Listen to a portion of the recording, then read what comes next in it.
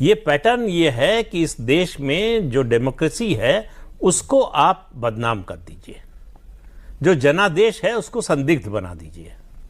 और ये पैटर्न चल रहा है बांग्लादेश से। आप देखिए, शुरुआत ऐसे ही हुई कि रिग करके चुनाव जीती है, बेईमानी से जीती है, बूथ लूट कर जीती है। और ये कोई नई बात नहीं है। आप 1989 को याद कीजिए, इलेक्शन रिजल्ट आने के बाद राजीव गांधी चुनाव हार गए, प्रेस कॉन्फ्रेंस की, कहा कि ये कैसे हो सकता है, मैं तो इस रिजल्ट को मान ही नहीं सकता। 1984 में बीजेपी को 8% वोट मिले, 2 सीटें मिली।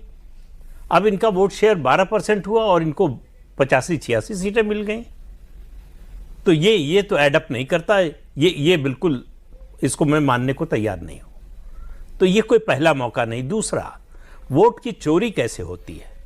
1952 पहला जनरल इलेक्शन, रामपुर से मौलाना आजाद चुनाव लड़ रहे थे, चुनाव हार गए। वहां से जो विपक्ष के उम्मीदवार थे उनको लगभग 20,000 वोट से जीता हुआ घोषित कर दिया, डीएम जो रिटर्निंग ऑफिसर होता है उसने। और उनकी पार्टी के लोग जुलूस निकालने लगे।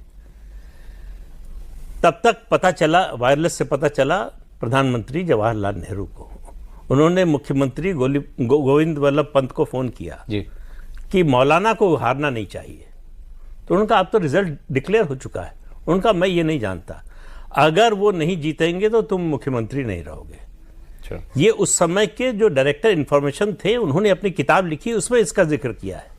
पंत जी ने उनसे कहा, टंडन जी थे, उनका पहला नाम याद नहीं आ रहा मुझे, उनसे कहा कि भाई आप डीएम से बात कीजिए और रिजल्ट बदलवाइए। तो उन्होंने कहा कैसे हो सकता है। डीएम को फोन किया, डीएम ने कहा कि हम रिजल्ट खुद घोषित कर चुके हैं। तो बोले कि अगर जो है नहीं होगा तो ना पंत जी की नौकरी रहेगी ना आपकी नौकरी रहेगी। तो उस समय जो पोलिंग का तरीका था, वो हर उम्मीदवार का एक बक्सा होता था। अच्छा। उस पर कोई सिंबल नहीं होता था, कुछ नहीं होता था, कोई मुहर नहीं लगती थी। ये जो है सौरभ जी का बक्सा है, हम सौरभ जी को वोट देना चाहते हैं, उस बक्से में हमने बैलेट पेपर डाल दिया। तो जो जीता हुआ कैंडिडेट था उसके बक्से से निकाल के वोट मौलाना आजाद के बक्से में डाल दिया गया।